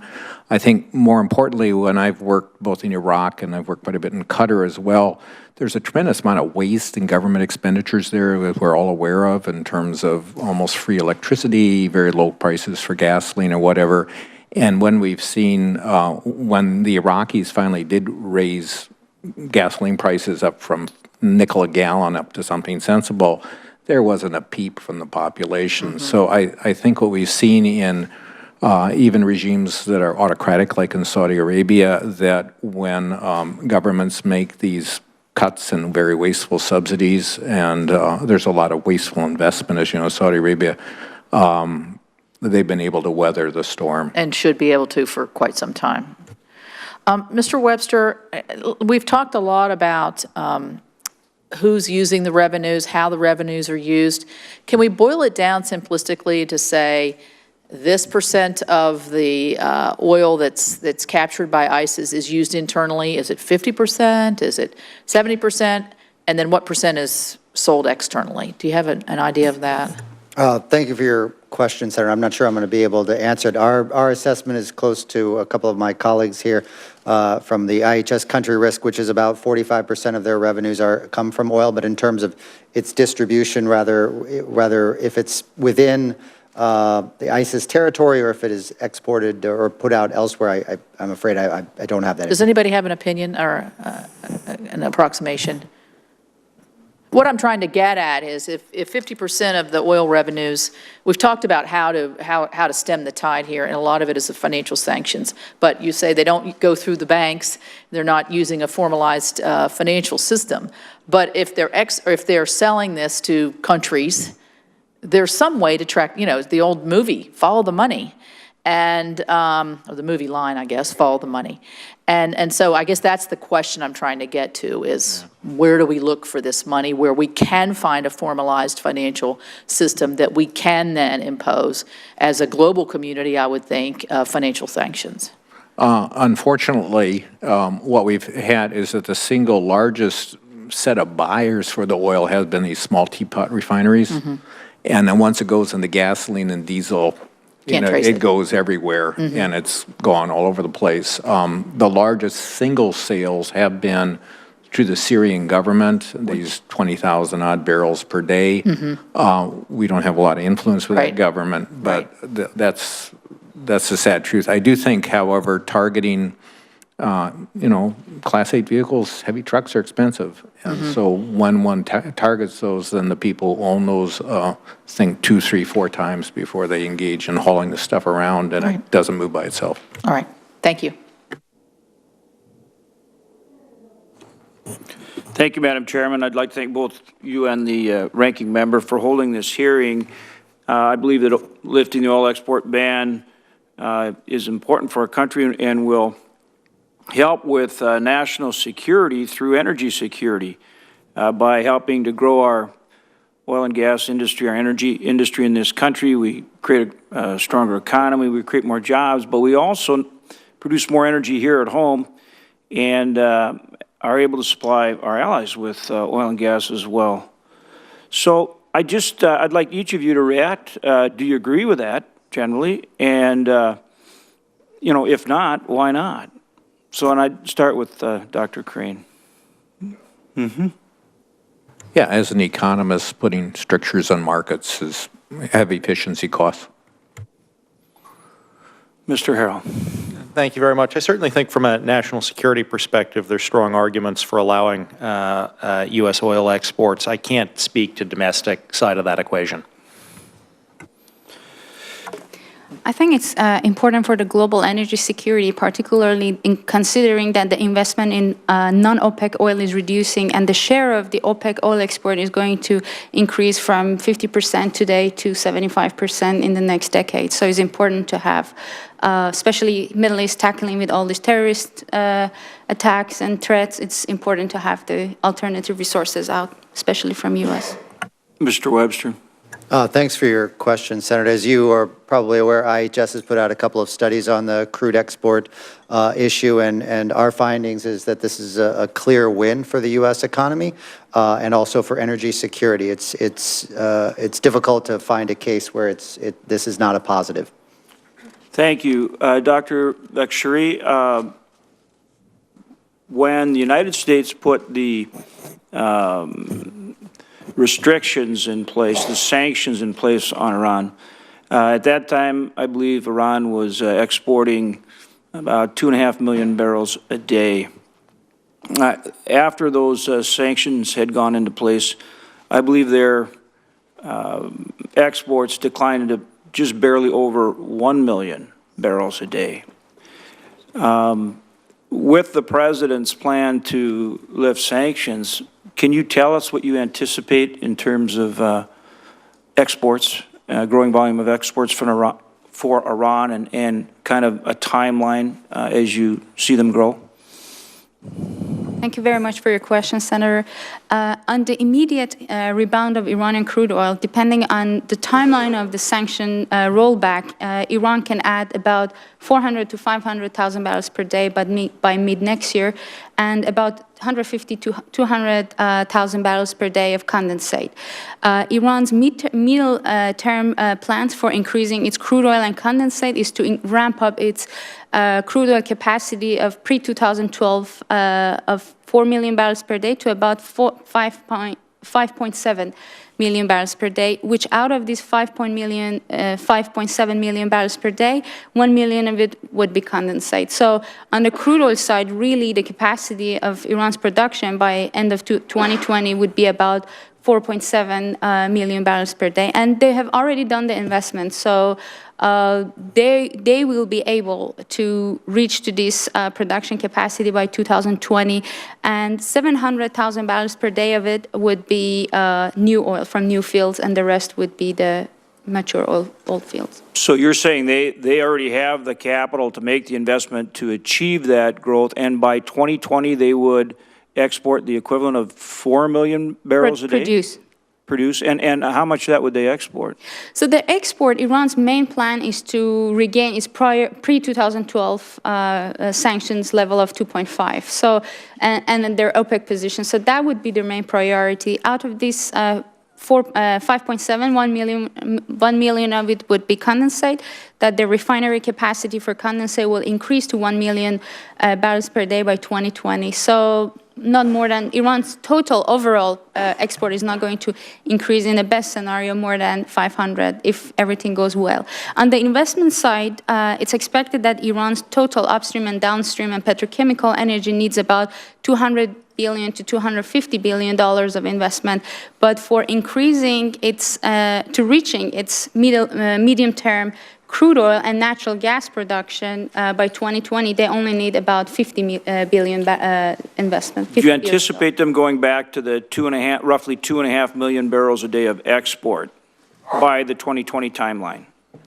Iran's oil minister anticipation is sometimes by end of 2016, but our anticipation is that by it takes some time. So maximum production increase from Iran would be about 500,000 barrels of crude oil and about 200 condensate. It would take another year for Iran to build that capacity because they had to shut down some of the fields, and to regain back that production capacity, also considering that Iran's oil fields are mature, it's going to take some time. Okay, and why do you think Saudi Arabia is pushing volume so aggressively in terms of oil production and export? Why is Saudi Arabia doing that? Well, I think for different reasons. First and most is that Saudi, by reducing the prices, the demand hopefully would raise. And United States demand, gasoline market would be also important for Saudis. We see that how the transportation system were moved from the fossil fuels to other renewable sources of energy. Also, the expansion of U.S. Crude oil production and generally non-OPEC production. On the other side, I don't see why Saudis, they don't see any reason to give back the market access to Iran, the market to Iran. So Saudi and Kuwait already are substituting Iranian oil production drop of since 2012 sanctions. And I don't see any reason for Saudis politically and also market-wise to lose this market access. And something that it's important is that how OPEC is functional in the next year, in the next decade or next few years. Just the way we see that Iraq is signing the contracts on its upstream energy industry, and Iranian new oil investment regulations would allow the companies to increase more production because the prices are so low, they have to increase their production to make their money back. So it's going to be very tough to keep that balance between the OPEC members. Madam Chair, I have one more question. Do you want me to wait, or can I ask? I see I'm over my time, so I'll defer to. All right. Very good, thank you. Thank you, Madam Chair. Thanks to all of you for being here today. Mr. Harrell, I'd like to start with you, if that's all right. In your testimony, you point out that the U.S. and our coalition allies have had some limited success in reducing the oil revenues that ISIS has been able to get, which remain at about $1 million to $1.5 million per day, as I understand it. Can you tell me why is it that current policies have failed to affect what we regard as ISIS's second largest source of revenue? Thank you very much, Senator, for the question. And I should begin by saying I do think that the sort of recently increased tempo of military strikes over the last month or so is having an impact and is a important move in strategic direction of how to attack this. I think that the fundamental challenge the U.S. faces there is that because this oil is largely produced in, small kinds of wells and then distributed pretty widely and largely consumed in ISIS's own territory or sold to the Assad regime, it is really a military decision, military set of tools that's our first and most important. Sanctions can be an important supporting set of tools, but it is a military set of tools that has got to be front and center here. And I think that it probably took the administration some time to decipher the intelligence, to figure out that where the assets to strike are, about what kinds of assets are available to strike those targets, to get to where we are today, where there's an increased military tempo. I do hope that the increased military tempo we are seeing will be contained and indeed escalated going forward, because I do think that's front and center the best way to target this source of revenue. So increased military involvement certainly would help when we're going after ISIS targets. What about the policing against ISIS's black market activities as conducted by neighboring Arab states? Do you think that is likely to help also with regard to our efforts to hinder ISIS oil production? I absolutely think that is also a very useful step. Saying that most of the oil is consumed in ISIS territory or sold to Assad doesn't mean all of it. There is clearly some smuggling happening. And I think that getting the adjacent states to actually seize and destroy the vehicles that are being used for smuggling the oil that's coming out, not just turn it back so it can try to cross again, but actually take this equipment out of commission would be a very important step. And I also think and intelligence gaps are definitely real. I've worked on this from the government side. I understand how hard it is to get intelligence, but taking sanctions against the guys who are ultimately buying it in Turkey, in KRG, where you can identify who those people are, is also a useful step to take. Which of the Arab states in the region do you think are best positioned to help us with these efforts, help contribute to the increased military action against ISIS? Well, in terms of the oil smuggling out of ISIS territory, so shutting that down, I think it's pretty clear most of it has been, most of it's going to the Assad regime, which isn't going to help us. But after that, it's pretty clear most of it's been going into Turkey and into the Kurdish autonomous region of Iraq. I do think the KRG, the regional government there, has been escalating its tempo to crack down on that, as have the Turks. But I do think more can be done there in terms of stopping the smuggling. Most of the oil sold by ISIS has been intra-territorial, within ISIS-held territory. What do you think the likelihood is that this will expand, that they'll increase their production of oil, and that we'll see a corresponding increase in the amount of oil that they're exporting? And who, if any, do you see as the most likely buyers in their exports? Well, Senator, thank you very much for the question. I certainly hope we will not see an increase in production, because I hope we keep the military pressure on them, and I think that's a very valuable step to take. Clearly, absent effective pressure, including the military pressure on the production, we'd see an increase. I mean, they know this is a major source of revenue for them. It's something that they are interested in maintaining. You see that they repair facilities when they can very quickly after strikes. It's important to them. So clearly, we got to keep up the pressure or it will increase. I mean, the smuggling routes into Turkey and into KRG and elsewhere, these are long-standing smuggling routes that have existed for years and years and years. Long before ISIS. Yeah, long before ISIS. I mean, that's where things flow out. And so that's where we would most likely to see the most action there. Yes. I see my time has expired. Thank you, Madam Chair. Senator Lee, I have another set of questions here, but I'll defer my time and go back to you, Senator Hoeven. Thank you, Madam Chairman. I appreciate that. I just wanted to finish up for a minute with Dr. Vakshuri about how dependent Iran's economy is on oil. In other words, if they couldn't export oil, just how much difficulty would that create for them? What percent of their, economy is oil? And what would the ramifications be on the regime and on their economy in general if they were not able to export oil? Thank you for your question, Senator. Well, as I mentioned earlier, Iran's dependency on oil export revenue decreased significantly since 2012.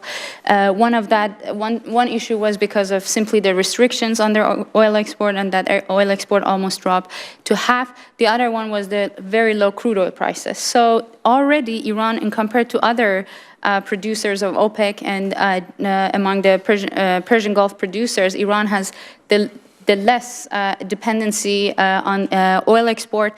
And I mentioned that the share of oil export revenue in Iran's domestic budget dropped from 70% in 2011 to 33% in 2015.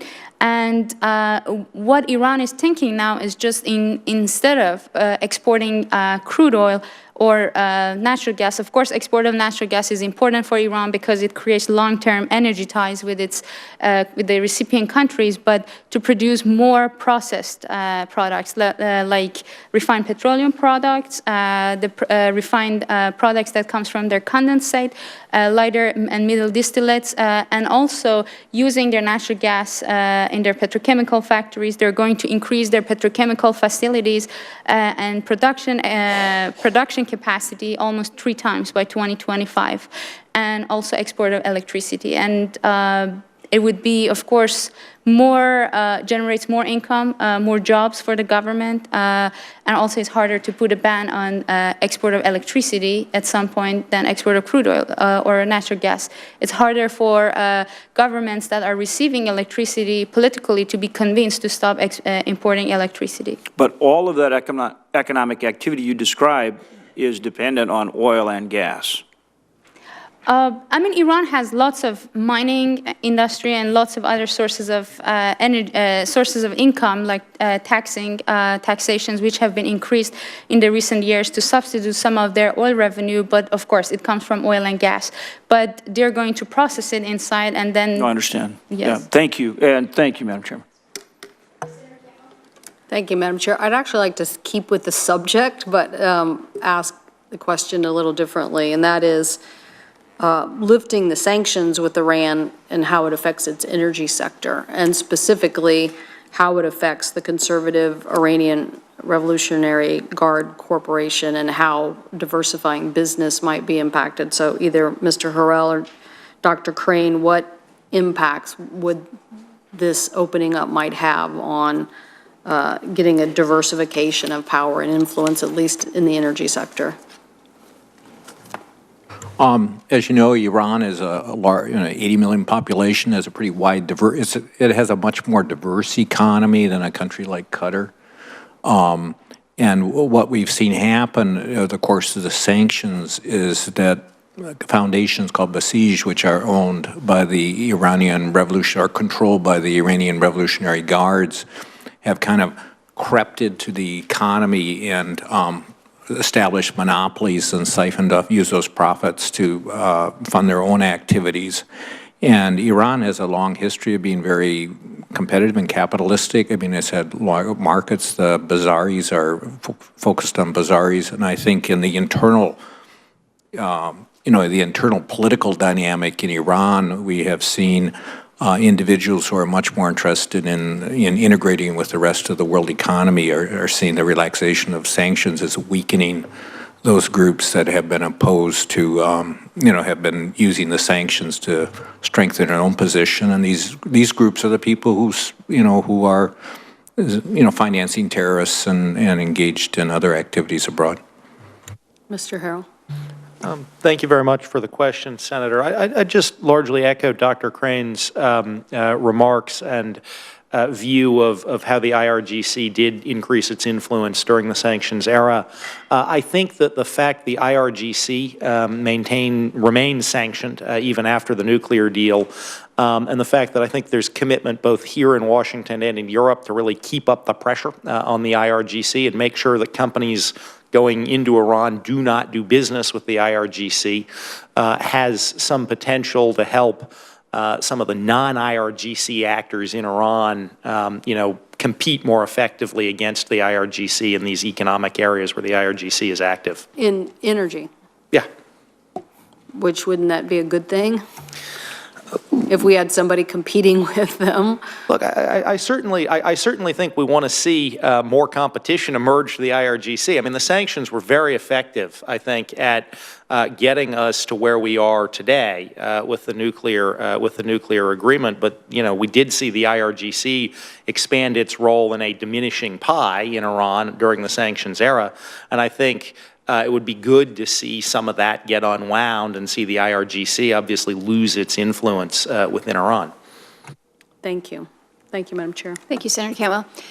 Mr. Webster, I want to wrap up my questions with one directed to you. And in your testimony, you talked about the issue of spare capacity that is out there and recognizing that this cushion that has been available historically through OPEC countries, we've seen a decline in that spare capacity, and as we continue to see production up at higher levels, that spare capacity or that cushion is lessened. And your comment about the risk premium or the fear premium, well, obviously there's a lot of risk going on. Whether we're talking about Iraq, Iran, Syria, Saudi Arabia, anywhere in the region. We have had some discussion in this committee about what we really know about the spare capacity. We do a lot of guessing, I think, particularly when it comes to countries like Saudi Arabia. How confident are we that we really have an understanding as to what that cushion is, how reliable that is, and what does that do to this risk premium or this fear premium that factors into what is going on with not only accessibility of supply, but the pricing? Thank you for your question, Senator Murkowski. This is a very big issue, and I know you have discussions in terms of figuring out how much spare capacity actually is. We, on the analytical community, we don't have guesses. We call them analysis, but it's right up there. Which is the question is it's a big question for markets. When you got to this in 2008, there was always that assessment of Saudi Arabia has historically claimed it as 12.5 or 12 without the partition neutral zone, but in reality, you have to make an assumption on how much actually is there and realize that usually the last 1 million barrels a day or so is quite heavy. So it's actually oil that is actually not terribly useful for oil markets. So it's both an uncertainty on how much there actually is and how sustainable that is and what type of oil it is. And so this shift from Saudi Arabian spare capacity to more control within the United States system, both in terms of shale oil and also in terms of stocks, is incredibly important because it is much more easy for someone like me to calculate just how much we have there. And so this fear premium, this is my concern, is that in the coming years, right now we have a lot of geopolitical risk out there, but the market isn't really paying attention to that right now because we are producing more oil than we are consuming around the world right now. And so you can actually handle an outage right now without a whole lot of difficulty. But this is going to shift in the future, and part of it is because of OPEC and Saudi Arabia's policy where they're actually increasing their production. And whatever your assumption is in terms of their total productive capacity, there's no question it is shrinking. So Senator Cantwell mentioned this in her first round of questioning, and that related to some of the choke points, the transportation issues that we face. You've got the Strait of Hormuz that is sitting out there really with a great deal of exposure and vulnerability when it comes to moving this resource. When we're talking about this risk premium, how do you factor in the geographic reality of being able to safely and freely move these oil exports? Thanks for your question, Senator. The Strait of Hormuz is, I would say, probably the most critical choke point for global oil markets. So as Ranking Member Cantwell mentioned in her opening statement, there's about 94 million barrels of supply or demand every day. About 17 million of that actually flows through the Strait of Hormuz. And that is, while you have other places like the Strait of Malacca and other places where you could, arguably go around it, you can't really easily go around the Strait of Hormuz. You need to go through it. And so when you get into an environment where it is either a tight market or some sort of concern that something might happen in terms of harassment operations or some effort to try to, choke off supply from Strait of Hormuz, the availability of supply from other parts of the world and that is not bottled up within the Gulf is incredibly important for not just U.S. energy security, but also global energy security. Well, it just seems to me that as we're talking about the very direct connect between oil and funding or financing of terrorism around the world, that we can be focusing today on direct hits to small trucks or how we're moving vehicles that are transporting oil on the ground. But that's just what we're focusing on right here, right now. The reality is that this is a global trade in oil that allows for a funding of terrorism that goes on around the world, and where we have these points of vulnerability as we're moving these resources.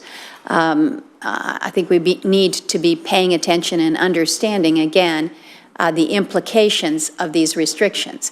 And we've talked a little bit on the dais here today about the important role that the United States can play in allowing us a greater level of energy security when we have access to increased supply that we control, that we're producing, that we are putting out on the market, that we are not only using for ourselves, but really using to help our friends and allies in other parts of the world. I mentioned my concern about Libya, recognizing that Libya's supply of oil out into the market, if something happens, if there's continued unrest, violence there, the United States would have an opportunity to perhaps supply to some of those countries that Libya has been providing oil to. I think that as we talk about the issue of this 40-year-old export ban, and as was pointed out by Senator Daines, recognizing that we are the only country that produces oil that has in place a ban on export, I think it's important that we put into context what it means not only to our security as a nation, but to the security of nations around the world when we can help influence not only the supply, but how you can more safely move the necessary resource. I see that Senator Warren has arrived. We've just concluded our final remarks, but we'll give you the courtesy of your 5 minutes. I very much appreciate that, Madam Chair. I apologize for my absence. We had a bill signing for the new education bill. So I appreciate the chance to be here. One way to weaken ISIS is to cut off access to its source of funding. My understanding is that ISIS funds its operations in part through the sale of the oil that it seizes, that it extracts, that it refines in the territories that it controls. And some of that money ends up moving through the banking system, including through the more than 100 branches of Iraqi and Syrian national banks that are located in territory controlled or contested by ISIS. Mr. Harrell, can you explain how ISIS and the people who purchase oil from ISIS rely on the international banking system to move their money? Thank you, Senator, very much for the question. I should begin by saying, in my assessment, most of the oil trade begins very much as a cash-based trade. It's ISIS selling oil at the wellheads, taking literal cash, U.S. dollars, Iraqi dinars, things like that, which they then stockpile. And I think they actually do keep much of that money in cash over time. And it's a cash-based economy there, and heavily cash-dependent. But clearly, as the volumes of cash build up, ISIS is and will be looking for ways to move that out, whether it's just for sort of management purposes, whether it's to move money to affiliates. And I think it's very important to continue to deny them access to the formal financial system. I think one of the important steps on that front that the U.S. Treasury Department has taken is the U.S. Treasury Department has gotten the Iraqi central bank to shut down the access of the Iraqi bank branches inside ISIS territory in Iraq. So they should now be shut off from the formal financial system. But we are seeing various, informal exchange houses, money hawallas, things like that, looking at ways to move money in and out of ISIS territory. So I don't think it would go direct from ISIS to the formal financial system very much because the banks are shut down. But I do think they're looking, and they have ways with some of the informal money exchange houses to, first move it out and then try to move it on. And that's certainly something that it's critically important to address. Well, I think you put it in a very important way, but making it clear that cash is critical to their operations, and obviously we want to use any tool that we can to try to disrupt the flow of cash, and certainly through the banking system, but any other tool we can to disrupt the flow of cash. And that is part of the reason why President Obama nominated Adam Zubin to serve as Treasury Undersecretary for Terrorism and Financial Crimes back in April. The Undersecretary is responsible for combating terrorist financing, and he is the U.S. government's chief enforcer of our financial sanctions against countries like Iran, Syria, and Sudan. It is absolutely critical position and one that plays a key role in disrupting ISIS finances, and I think you've partly identified what we've already done there. Mr. Harrell, can you explain some of the tools that the Office of Terrorism and Financial Crimes has to disrupt the flow of money to ISIS? So I think there are a number of tools that the Treasury Department under the Office of Terrorism and Financial Crimes leadership has, including sanctioning money houses and banks that may deal with ISIS cash, including putting out, short of sanctions, putting out advisories to the financial sector about what typologies to look for, what risks to look for, so there's greater information there, and including engaging with Iraq, with Turkey, with other governments in the region, including their regulators, to make sure that those regulators are taking the steps to keep that money out of their jurisdiction. Thank you. Despite the importance of attacking the financial foundation of ISIS, the Republican leadership has been holding up Adam Zubin's nomination for nearly 8 months. Mr. Zubin is impeccably qualified for this position. Even Republicans don't contest that. He's worked at the Treasury Department for over a decade under both Democratic and Republican administrations. Mr. Harrell, let's be really brief because the chair has already given us extra time here. Do you think Senate confirmation of Mr. Zubin will aid in our fight against ISIS? I absolutely think it would aid in our fight against ISIS. I've had the privilege of working with Adam Zubin for a number of years when I was at the State Department traveling with him. He would be, once confirmed, an enormously effective leader leading those operations over at the Treasury Department. As we all know, being confirmed in the job is different from serving there in an acting capacity. Well, thank you very much. If we're serious about taking down ISIS, we need to aggressively target its use of the international financial system to sell oil and to move money around. Congress doesn't look very serious about this threat when it indefinitely delays the confirmation of our top counterterrorism financing official for months for no legitimate reason. It is long past time to confirm Adam Zubin to be Undersecretary for Terrorism and Financial Crimes. Thank you, Madam Chair. Thank you, Senator Warren. With that, ladies and gentlemen, thank you for the time that you've given us and all that you have shared. Good and helpful information. Appreciate it. Thank you. We stand adjourned.